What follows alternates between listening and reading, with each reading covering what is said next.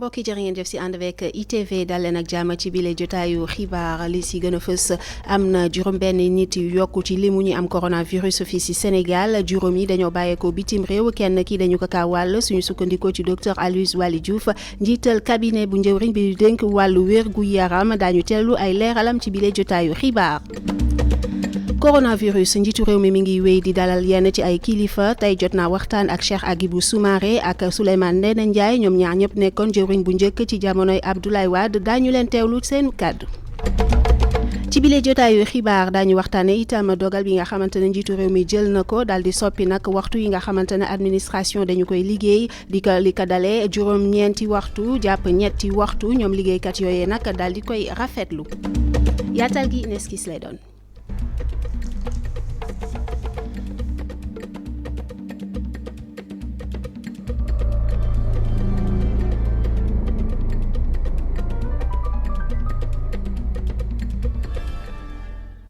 mbokk yi daleen ak jàmm ci bile jotaayu xibaar am na juróom-benn nit yu am woppi coronavirus fii si Sénégal suñu sukkandikoo ci docteur Aloyse Waly Diouf njiital ki nga xamante ne moo di ministre bi ñu dénk wàllu wér gu yaram moom moomee sax daal ñuy xamal ne juróom yi dañoo bàyyeekoo bitim réew kenn ki dañu ko kaawal ñu teewlu ay leeralam.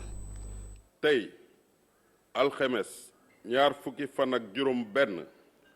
ministère de la santé et de l'action sociale jot na résultat examen yi nga xam ne moom lay weccoog yéen ci téeméer ak fanweeri test juróom benn positif nañ ci juróom benn yi juróom yi cas importé lañ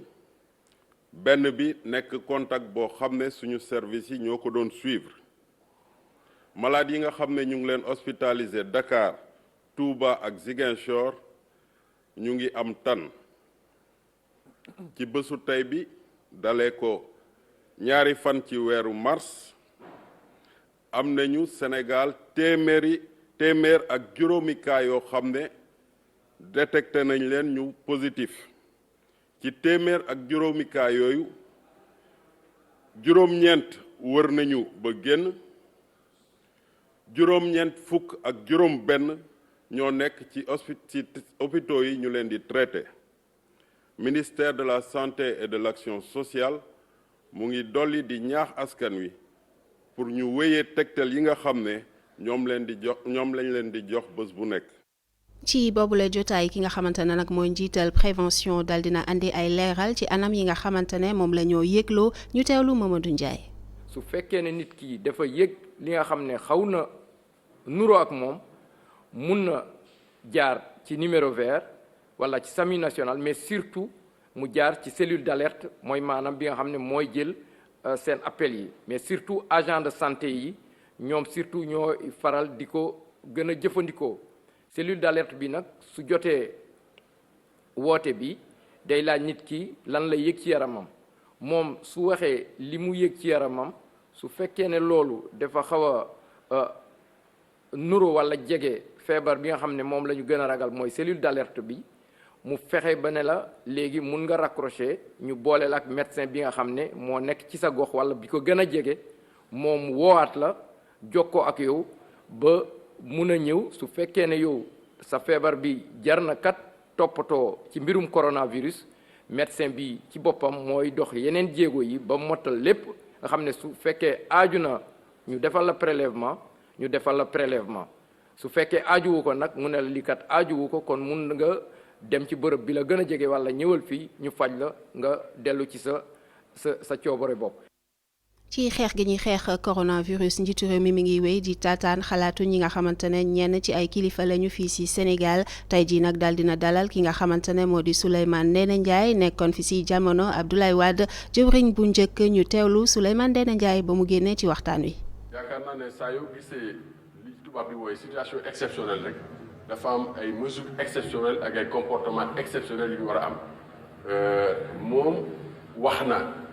ñi war a jëfee mooy ñi nga xam ne ñooy destinataire wax ji destinataires yi nag mooy sénégalais yi dans leur entièreté parce que li mu waroon def na ko ñun ñëpp sans exception et maa ngi ci sargal bu baax a baax toute la classe politique parce que kenn ku nekk wane nga ne Sénégal la gënal sa parti ndax ñoom ñëpp ñëw nañu wuyu si ko déglu ko mu wax leen mesures yi nga xam ne mu ngi koy jël te muy mesures yoo xam ne wax dëgg yaakaar naa ne buñ ko toppee ni mu ko bëggee yaakaar naa ne suñu borom dinañu dimbale. bu ñu ne pandémie rek c'est parce que la maladie touche l'humanité et une maladie qui touche l'humanité il faut prendre des mesures exceptionnelles et je pense que les mesures que le président a prises bokk na ci li nga xam ne xëy na mën nañoo aar ci feebar bi pour mu bañ a répandre ci réew mi parce que aussi bu ñu confiner nit ñi à partir de 20h jusqu'à 6h du matin dina éviter nit ñi di déplacer wu parce que ki yor feebar bi xamoo ko gis nga muy dem rek mën na nekk ku la jege mën na nekk sa voisin mën na nekk koo xam ne mënu la ko identifier parce que coronavirus lu ñuy identifier booy dem guerre nag contre un ennemi invisible yaakaar naa ne da nga ciy dem ak arme yoo xam ne ay arme préventive lay doon d'abord donc maa ngi ciy sargal bu baax président di ko ci gërëm. njiitu réew mi Macky Sall jot naa waxtaan itam ak ki nga xamante ne moo di Cheikh Agibou Soumaré nekkoon fi jamono jëwriñ bu njëkk ci jamonoy Abdoulaye Wade daañu ci dikk ci yeneen jotaayu xibaar ñu xuus ba tey ci xibaar yi dogal bi nga xamante ne njiitu réew mi jël na ko soppi nag waxtu yi nga xamante ne administration dafa koy liggéey li ko dalee juróom-ñeenti waxtu jàpp ñetti waxtu yenn ci ay ministère ña fa nekk ci liggéeykat ñoom rafetlu nañu ko bu baax a baax Mame Abdou Gueye Kassé Augustin Mandon. dogal bu njiitum réew mi jël ngir daldi soppi waxtu liggéey yi ci fonction publique bi doon na dogal bi nga xam ne nag fii ci ministère de l'économie du plan et de la coopération daal doon koy rafetlu wante boobule dogal dafay fekk yeneen ndaxte file jotoon nañoo jël ay matukaay ngir wàññi bu baax li nga xam ni moom mooy teewaayu personnel bi. il faut ñu rafetlu ko mais jàpp ni dafa bokk ci obligation maanaam li war njaatige maanaam borom këru liggéeyukaay loolu dafa bokk ci li ko war mu sàmm kaaraange ak wër gi yaramu ki koy liggéeyal te comme dañu nekk période du pandémie lépp lu ñu mën a def pour sàmm wër gi yaram ak kaaraange ki koy liggéeyal loolu mesure bu baax la ma ne heureusement que ñun suñu ministère suñu kilifa yi comprendre nañu loolu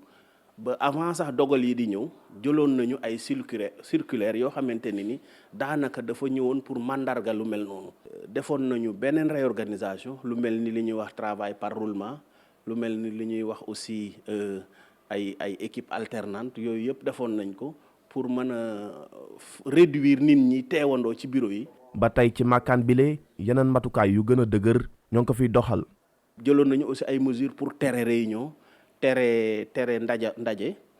tere aussi ay audience tere yooyu yëpp ci biir ministère bi. daanaka da ngay génn ci màkkaan bile dox tuuti rek daal di yegg ca ministère du travail chefu division de la législation bi du ñu xamal rek yan dogal nañu jël file laata njiitum réew mi di soppi waxtu liggéey bi ci fonction publique bi. ñun fii sax balaa boobu commencé woon nañu jéem a fagaru ba jéem a xool nu ñu liggéeyee nuñ ko réorganiser. ba dañ doon def liggéey par roulement mooy bu ñuy xëyee semaine bi ci topp mu am ñeneen ñu xëy loolu tamit dañ ko boole woon ak télétravail mooy ñi xam ne dañuy toog seen kër di fa liggéey di jéem a utiliser en jumtukaay yu bees yi waaye heureusement démb ba président jëlee mesure yooyu ba mu ñëwee jëm nañ ko boole ak kii yu bees yi ak li fi amoon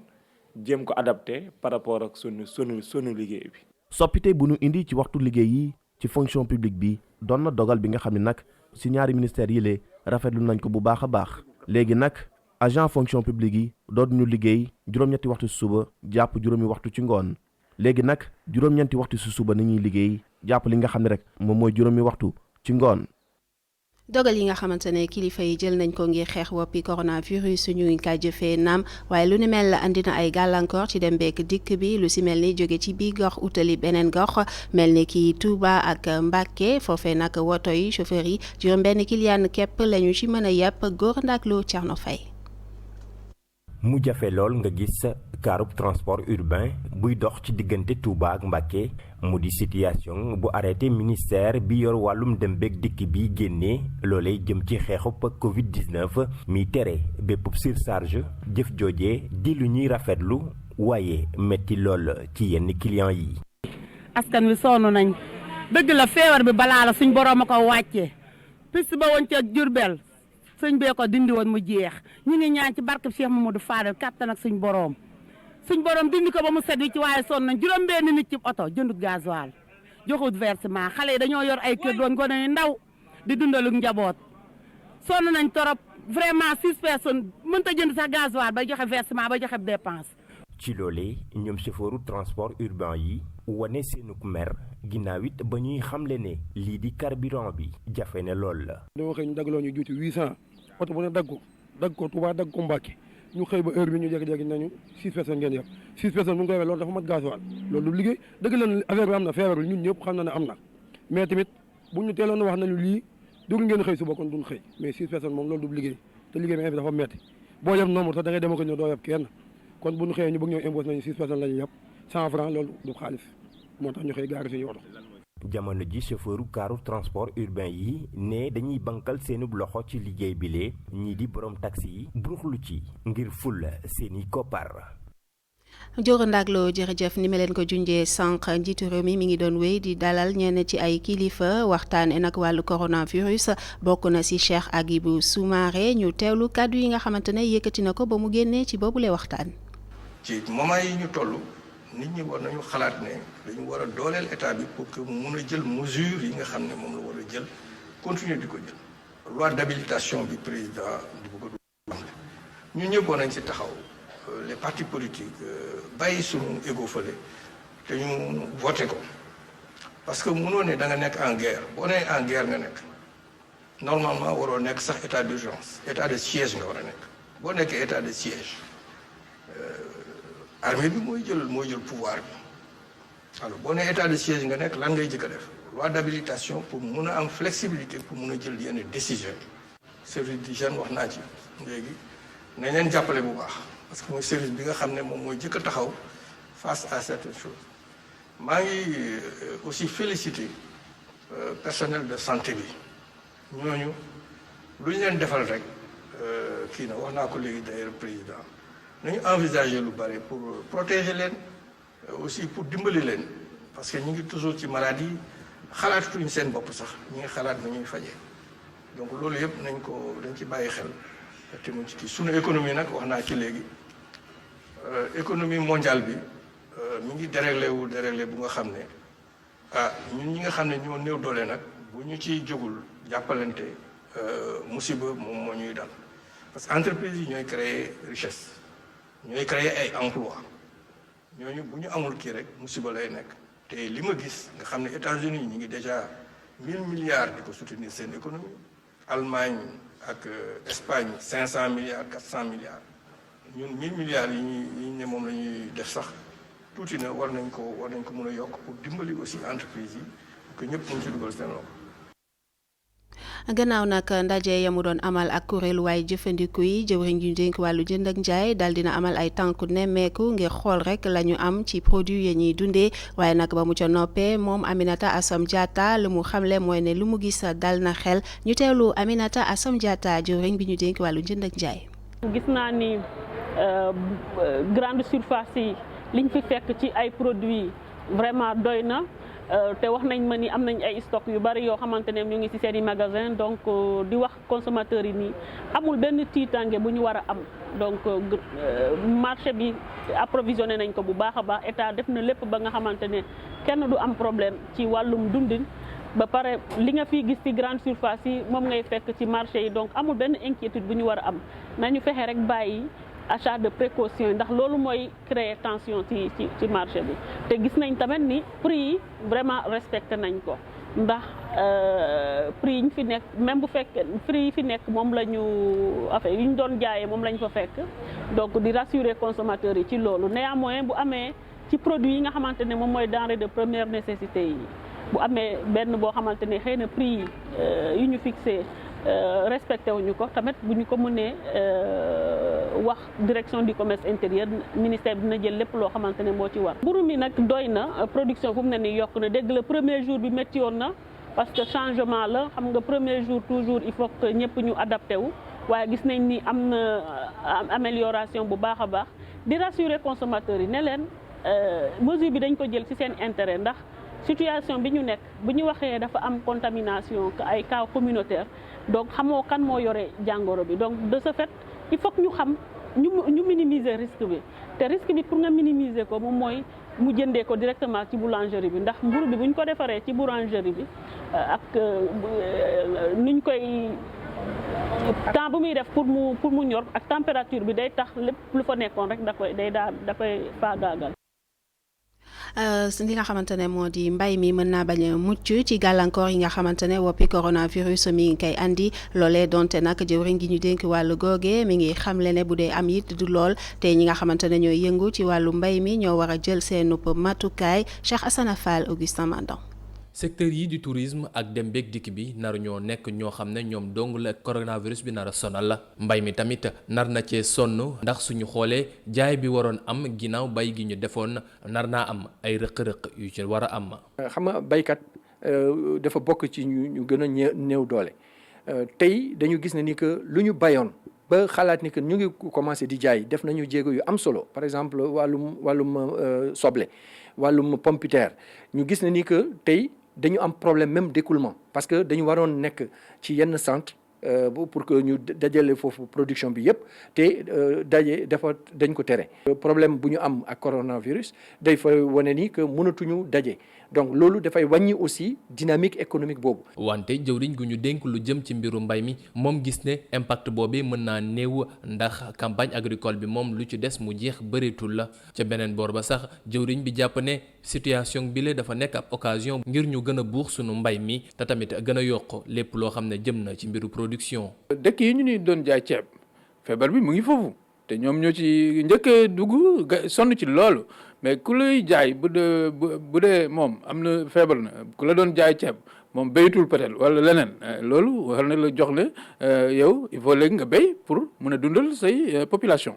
donc loolu moo tax tey la ñu gën a xam ne kii programme yi ñu tegoon pour am autosuffisance ci lekk tey la ñu ci gën a taxaw maanaam suñu mbéy mi moo war a dundal Sénégal donc ñoom il faut ñu fëgëru ñu xam ne ci ñoom la ñu yaakaar. matal lii ci autosuffisance alimentaire te tamit gën a dooleel suñu production lii de mooy yéene bu ministre bi ñu dénk lépp lu jëm ci mbiru mbay mi moom mi xamle sax ne dinañ jël bépp mesure bu ci war ngir mën a buux suñu secteur agricole ba xam ne lépp loo xam ne mettit la te mu nar a jugee ci coronavirus bi su ñëwee bañ ñoo mën a dal. Cheikh Assane Fall ñu des ba tey ci li nga xamante ne moo di gàllankooru coronavirus rawatina ci koomu Afrique njiitu réew mi Macky Sall di sàkku rek ci ñu ko sekkal ñu daal di faase bor yi nga xamante ne Afrique amee na ko lu ni mel nag économiste bi di Mounirou Ndiaye daal di jàpp rek ne lu baax la ndax fi ñu toll nii Afrique mi ngi fay lu toll si juróom-ñaar fukk ak juróom ci milliards ci bor weer bu jot ñu teewlu Mounirou Ndiaye ci téléphone El Hadj Malick Cissé. xam nga dañ ne jiite nguur moom mooy prévoir mooy nga xool lii ñëw. malheureusement pays africains yi ñoom à chaque fois rek gis nañ ne bu ñu demee leb ba am problème ñu ñëw dimbali leen bor boobu ñu wàññi ko dañuy duggaat ci leb ba amaat problème donc tey jii crise coronavirus bi war na nekk occasion pour ñu xool ëllëg nan la ñuy doxalee ba lu mën a ñëw rek ñu mën ko tekku parce que loolu moom mooy problème bi mooy mbir mi président Macky Sall li mu def war na ko def parce que président la boo xam ne tey jii ñëpp xam nañ ne ñu ngi def le tout pour que Sénégal mën a dékku crise bi nga xam ne moo am ci anam yu gën a baaxee li muy réclame pour africains yi bi ñu ko réclamer Sénégal war cee mën a jëriñu waale parce que boo bor weer bu dee li Sénégal di fay ci bor rek weer bu dee rek juróom-ñaar fukki milliards ak juróom dina ko weesu sax yenn say donc loolu loo xamante ni bi day xoj suñu man-man ci wàllu financement day xoj suñu kattan ci li ñu war a mën a def ci leneen ci éducation ci santé ci leneen donc bor bi boo xoolee at mu jot li ñuy fay ci bor mën na junniy milliards nga xam ne boo jëloon suñu budget nga xaaj ko ñeenti xaaj benn ba ci bor lay dem kon nag Macky Sall li mu def war na ko def gis na problème am proposé na pour que ñu permettre pays africains yi crise bi nga xam ne dafa tax sax moom mu génnee 1000 milliards xaaj ci ko ne dina ko def pour mën a faire face à la crise mu réclamer que ñu wàññi bor bi wala ñu dindi ko su ko defee nguur yi dina mën a noyyi mën a lever ay fonds yoo xam ne dana mën a am yeneen ressources yoo xam ne yi daan def ci bor bi dana ko mën a jël boole ko ci alal bi nga xam ne moom la ñuy dajale nii pour mën a jàkkoonteeg ak. ay semaine a ngi nii ñu di waxtaanee wàllu chloroquine jàpp rek ne ñu bari dañoo gis ne mën naa fàcc li nga xamante ne ni moo di Covid 19 chloroquine moomee daal dinañ ko jëfandikoo ci réewu Chine waaye boroom xam-xam yu bari la ñu jàpp mooy ne dafa teel lool ngir ñu mën a wax ana lan moo ci njariñam ndax baax na sem déet Cheikh Sall. hydroxychloroquine ndax moo na nekk saafara njuuma si nga xam ne moo di Covid 19 mooy li ñu mën a gëm ginnaaw boo xam ne dëggal am na si ñi nga xamante ni bii foofu la jàngoroy coronavirus dooree si diwaanu Chine ñiy gëstukat yi nag dëggal nañu ne gii la chloroquine mën naa saafara jàngoro ji nga xam ne moo di coronavirus. si diwaanu France ñu yaatal ko fii lool si xalaatu professeur Didier Raoult moom di infectiologue si diwaanu Marseille jàpp ne bii la chloroquine mën naa faj jàngoroy coronavirus ja ginnaaw xalaat boobee nag mu am rafet njot ne googule chloroquine dina saafara jàngoroy coronavirus ja lu mu gàtt rek si juróom benni fan way tawat yi nga xam ne naan na ko te amee jàngoro ji génn ci yaramam te loolu nag gis na ko ginnaaw bu mu ko test ci ay patients yoo xamante ni bii daanaka ñeent yoo jël ñett ñëpp natt nañ ko ci ñoom boobu la échantillon nag protocole ba dafa jàpp ne dafa néew lool ngir xayma ndax gi la garab mën naa faj dëgg jàngoro ji am déet muy loo xam ne nag OMS ñaawlu na ko lool ginnaaw boo xamante ni bii jàpp na ne dañoo xaw a doyadal boobu lay xalaat ndaxte ñoom it jàpp nañu ne groupe bu way tawat yi nga xam ne tànn nañu leen yaataluñ leen ci li ñu soxla yépp muy ay laaj yoo xam ne mën nañ koo saafara ginnaaw boo xamante ni bii xool nañu série essai clinique yi nga xam ne moo war a firndeel gële garab ndax baax na am déet ñu jëfandikoo ko ñu duppee loolu Discovery mel ni ay réew yu bëree bëri ci diwaanu Europe ñoo ko àndandoo ngir mën a testé gile garab ndax mën naa saafara jooju la jàngoro ci noonu nag dugal nañ ci lu toll ci juróom-ñetti téeméeri way tawat ci diwaanu France ñoom ñi nga xamante ni bii am lañ te ne ak jàngoro ji di Covid 19 ci noonu Olivier Véran mi nga xam ne mooy ministre français bi yor wàllum wér-gu-yaram autorisé na traitement wu hydroxychloroquine si way tawat yi nga xam ne jàngoro coronavirus moo laale ak ñoom te ñu nekk si jafe-jafe dëgg waaye mu ngay xam ne naan fekk amuñu firnde dëgg nag si mille garab mënuñu koo jox ñi nga xamante ni bii ñoom la tawat ji laal si biir dëkk bi yépp ndaxte dañuy bañ leneen am sa ginnaaw bile garab nag mel ni ñu ngi koy jëfandikoo fii si réewum Sénégal Algérie ak si diwaanu Maroc waaye OMS mu ngay woo dëkk yépp ñu ànd si ak dal li nga xam ne nag moo mën a juddoo si googule garab buñ ko jëfandikoo bokk na si way tawat bi jël si ay miir di wàccu wala muy buri wala mu jël ci yaram mu tàng lool ba yegg sax di xërñeen ñi li ñuy duppee trouble cardiaque jël ci lu bari sax dafay doon daanaka tooke boo xam ne mën naa jural njaqare bu mag a mag ñi nga xam ne ñoo koy def moo waral ñi nga xam ne ñoo di médecins yi di woo ñëpp ñu ànd ci ak dal. Cheikh Sall résultat yu njëkk ci saytu gu ñoo saytu ndax chloroquine mën naa faj Covid 19 am déet ñu ngi koy xaarandi ci weeru juin ñu wéy ba tey ci xool coronavirus ak gàllankoor yu mu àndal ci gox-goxaan yi ñuy daal di ci teewlu nag Mamadou Lamine Fati ca Géejawaay xool na fa mbir yi tëddee. waaw di wax na rek ginnaaw ñetteelu fan bi nga xam ne couvre-feu bi déclaré nañ ko fii ci Géejawaay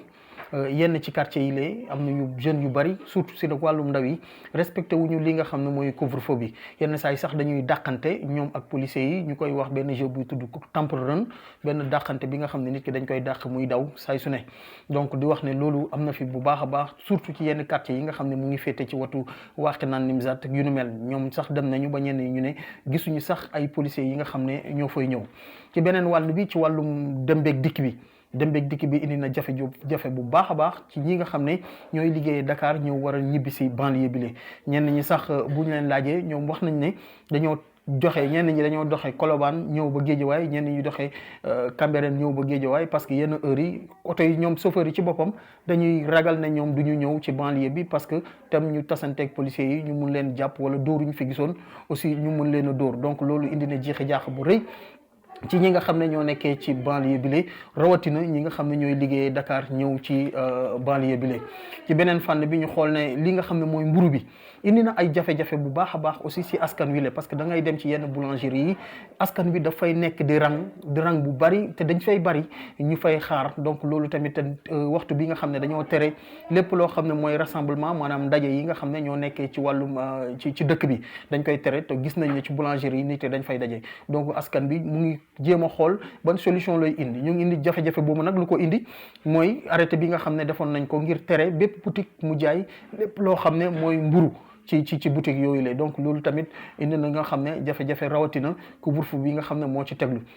beneen bi ci nga xam ne mooy askan bi fi nekkee maanaam ces acteurs communautaires yi askan bi ñu ngi def seen kéemtulaay kattan muy ñi nga xam ne ñoo nekk ci association yi mooy ñi nga xam ne ñoo nekk ci yeneen fànn yi ñu mel ni waa Croix-Rouge yu nu mel ñu ngi def ay sensibilisation dem ci askan wi di waxtaan ak ñoom ngir matuwaay yooyu ñu mun koo jël fi la fu mu toll nii Géejawaay ba tey jilee cas yi nga xam ne signalé woon nañ fi moo fi nekk di ba léegi donc xamuguñu situation bi est-ce que ñoom ñu ngi wër ak ñu nu mel mais amagul benn cas bu nga xam ne bu bees la ngir faggu fi donc lu ci gën a am solo lu ñu mën a gën a téye pour jeexal rek pour wax ne fu mu toll nii askan bi ñëpp ñu ngi leen di ñaan ñu jël seen i matuwaay ngir feebar bi ñu mun ko xeex ku nekk jël say matuwaay ci wàllum cet ak setal ngir feebar bi mën fee jóge. Mamadou Lamine Fati jërëjëf lu soxal coronavirus ba tey gannaaw Géejawaay dañuy lagg ba Kaolack daal di fay fekk Modou Sène mi ñu fa toogal. mbokk yi ñu ngi leen di nuyu yéen ñëpp yéen ñi safoo di seetaan ITV fii ci diwaanu Kaolack nag li ñu mën a jàpp ci feebar bi di coronavirus mooy que ne mën nañ xam ne feebar bi yegg seegu fi amagul benn cas boo xamante ni confirmé nañ ko ci coronavirus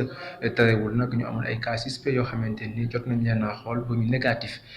ci beneen wàll ga nag am na ay cas contact yoo xamante ne nii ñu ngi leen mettre en quarantaine loolu mu nga xewee ca Sibassor ba dugg si Kaolack ñooñu nag ñu ngi toll ci fanweer ak ñaari doomu aadama yoo xamante ne nii dañoo nekkoon en contact ak premier cas bi nga xamante ne nii dafa ko confirmé fële ca Ziguinchor ndax moom dafa séjourné woon foofu sa Sibassor le 15 mars laata moo dem Ziguinchor le 16 mars donc loolu bokk ci matukaay yi nga xamante ni kilifa yi nekk ci région bi jël nañ ko jaarale ko ci comité bi nga xamante ni taxawal nañ ko muy comité régional de gestion des épidémies te gouverneur de la région di Aline Badara Mbengue di ko jiite waaye tamit médecin chef de région bi di docteur Aïssatou Bahé Diouf nekk ci kilifa yi nag di nabi ku ne di def sa kéemtulaay kattan ci wàllu sensibilisation ci wàllu ñaax mi ngir rek moytandiku feebar boobu law ba yegg si fi nga xamante ni moom mooy diwaanu Saloum ak lu mu ci mënti doon nag jàpp leen ne am nay matukaay yoo xamante ni kilifa yi jël nañ ko bokk na ci tëj marché quotidien yi ginnaaw bi ñu tëjee marché hebdomadaire yi d'une manière définitive suspendre ko léegi nag marché quotidien yi la ñu tëj maanaam dañu xel di ubbi waaye 14 heures fi mu jotee rek yooyu lay marché dañ koy tëj ba ëllëg loolu nag bokk ci matukaay yi nga xamante ni kilifa yi jël nañ ko ngir rek moytu rassemblement yi waaye tamit yenn ndajaloo yoo xamante ni xëy na mën naa provoquer propagation feebar bi di coronavirus Kaolack nag xëy na am na liggéey yu bëri yoo xamante ni war nañ ko gën a renforcer ci wàllu sensibilisation ndax des na ndax xam ngeen ne c'est que région Carrefour la densité bi bëri lool yëngu-yëngu yi bëri ci dawalkatu moto yi nekk fii loolu ñëpp ñu wàccee def liggéey bu mucc ayib ci wàllu sensibilisation bi ngir rek fexe ba feebar boobu du mën a law ba yëkk fi nga xamante ni moom mooy diwaanu ko Kaolack donc loolu la ñu mën a jàpp fii ci diwaan bi aju ci feebar bi di coronavirus. Modou Sène jërëjëf bu ñu jógee Kaolack dañuy dali utali Ndar foofee moom ak Alice Niang moo ñu fa toogal. jërëjëf soxna Oumou Khayri fii ci diwaanub Ndar nag askan wi mën nañoo dundee yaakaar ak xel mu dal waaye it bu ñu tax ñu bàyyi fagaru bi li ko waral nag mooy juróom benn prélèvement yi nga xamante ni way kër docteur defoon nañ ko yónnee ko Institut Pasteur prélèvement yooyu dafa dellu si waaye résultat yi yëpp négatif mu nekk nag mbir mu dal xel waaye waa kër docteur ñu ngi woote ba tey ne nit ñi nañu continuer di fagaru di dëppoo ak digle yi nga xamante ni moo jëm ci wàllub cet gi wàllub masque yi ak wàllub li nga xamante ni moo di gants yi ci suñu mbokku Sénégal yi nga xamante ni ñoo jóge woon Italie jaare Mauritanie ñu nekk fële ca Ngalel ca centre bañ leen confiné foofee tamit lañ fa nemiku daal moo di xel bu dal ak wér-gi-yaram ndax ñoom ñëpp amu ci kenn ku am lu nga xamante ni mi ngi lay metti def nañ fa nag lu tolloog juróom-ñaari fan mu dese leen fa lu tolloog juróom-benni fan yoo xamante ni war nañ ko fa toogandi waaye daal fi mu nekk ni macha allah amul benn jafe-jafe bu nga xamante ni am nañ ko ci ñi nga xamante ni nag moo di ñeent fukk ak juróom-ñeent yi nga xamante ni moo doon cas contact cas positif bi ñoom ba tey ña nga fële nga xamante ni moo di ca hôtel Koumba Bang fa ñu leen confiné foofee tamit lépp luy matuwaay jël nañ ko nee nañ daal ci xibaar yi ñu jot amuñu benn jafe-jafe ci seen wàllu wér gi yaram ci kaw tëli bi itam disposition yi yu ni mel la ñu nemmiku way takk der yi jël ko lu jëm ci transport interurbain génn dëkk bi moom fi mu nekk nii mënta am ay dogal yu mat sëkk la ci kilifa yi jël ba tax na daal way takk der yi ñu ngi ci taxaw bu baax a baax dëppoo ak li nga xamante ni moo di bëgg-bëggu jiitu réew mi di président de la république. ñu jeexale rek ci li nga xamante ni nag moo jëm ci message de sensibilisation yi jëm ci couvre-feu bi ndaxte kat démb li nga xamante ni nemmiku nañ ko moo di gox yi nekk ci Ndar yëpp amul fenn fu nga xamante ni askan wi génn nañu ñëpp dëppoo nañu ak li nga xamante ni moo di digle bi Guet Ndar mi nga xamante ni sax moom lañ ci nemmeekoon ci bis bu njëkk bi mu amoon ay jafe-jafe démb moom waaye takk der yi dañ fa dugg ak doole ba tax na ñëpp daal respecté nañ li nga xamante ni moo di mesure yi ñu joxe donc daal ci tënk loolu lañ fi mënoon joxe ci xibaar fii nga xamante ni moo di ci diwaanu Ndar soxna Umu Xayri. mu wax Alice Niang jërëjëf ñu dem ba benn dëkk ñaari gaar fekki fa Isidore Alexandre Sène. ñu ngi leen di nuyu di leen dalal jàmm fi nga xam ne moo di région bu Thiès ñu doore ko ak bilan Covid 19 fii ci région bi chiffres yi nga xam ne moom la ñu amoon démb rek moom la ñu am ba léegi muy 15 cas positifs yoo xam ne nemmeeku nañ ko ci région bi yëpp ak 200 cas yoo xam ne ay cas contact la niki tey nag ñii di autorité médicale yi def ñu jàkkaarloo ak taskatu xibaar yi comme ni ñu ko defee woon démb looloo waral bi ñu xëyee tey dañoo dem marché central bu Thiès di marché bi nga xam ne moom moo fi gën a mag umpalewu leen ñi nga xam ne ñoo di kilifa yi maanaam gouverneur ak waa préfecture dañoo jël dogal tëj li nga xam ne moo di marché bi ñu tàmbale ko tey niki 16h bu jotee rek dañuy tëj marché bi ba ëllëg sa ñii di commerçant yi nag ñoom ànd nañ ci dogal boobu bu baax a baax jàpp nañ ne contexte bi moom moo ko laaj ndax ñu ngi ci jamono coronavirus di feebar boo xam ne feebar bu doy waar la gaaw a wàlle te ku wax marché wax ndaje marché bu Cees sax ay junni commerçant ñoo fa ne ay junni nit tamit ñoo fay daje bés bu yàlla sàkk kon baax na ñu jël ci ay mesures yoo xam ne mesures yu am solo la bokk na ci mesures yi nga xam ne jël nañ ko ci marché bi mooy niki aljuma ji maanaam ëllëg marché bi benn commerçant du fa dem ndax ñi di kilifa yi dañuy ànd ak autorité médicale yi muy waa service d'hygiène ak ñeneen ngir rek ñu def li nga xam ne moo di saupoudrage maanaam désinfecté marché bi ngir rek ñi nga xam ne ñoom ñoo fay dem ñu mën a am seen wér gu yaram loolu le tamit commerçant yi ànd nañ ci bu baax a baax te nee nañu dinañ ci dugal seen i loxo ngir rek jàppale kilifa yi ci lu ñu bëgg ndax jàpp nañ ne problème de santé publique la te bépp doomu aadama war na cee dugal loxoom ginnaaw loolee démb maa ngi leen ko doon wax ci li nga xam ne moo di couvre-feu bi moo nekkoon deuxième jour bi Thiès ni ki yeneen région bi tamit def nañ ci liggéey bu mucc ayib liggéey bi moo di ñi di takk der yi bi 20h jotee ñoom pointé nañu waral sax ñi nga xam ne ñoo di askan wi tamit dugg seen kër tamit topp ndogal yi nga xam ne ñoom kilifa yi jël nañ ko à part takk der yooyu ñi ngay gis ci mbedd mi mooy ñenn gardien yi nga xam ne ñu ngi ci seen i entreprise ndax loolu mënul ñàkk il faut ñu jéem a saytu seen i bërëbu liggéeyukaay ak ñeneen ñi ay taskatu xibaar lañu. beneen xibaar bi moo di waxoon naa leen ko démb tamit ci wàllu transport rawatina transport Jakarta fii ci Thiès tey gisaat nañu Jakartaman yi ci mbedd mi ñoom tamit ñuy def seen liggéey naam ministre bi nga xam ne moom la ñu dénk wàllu transport tere na leen ko waaye tamit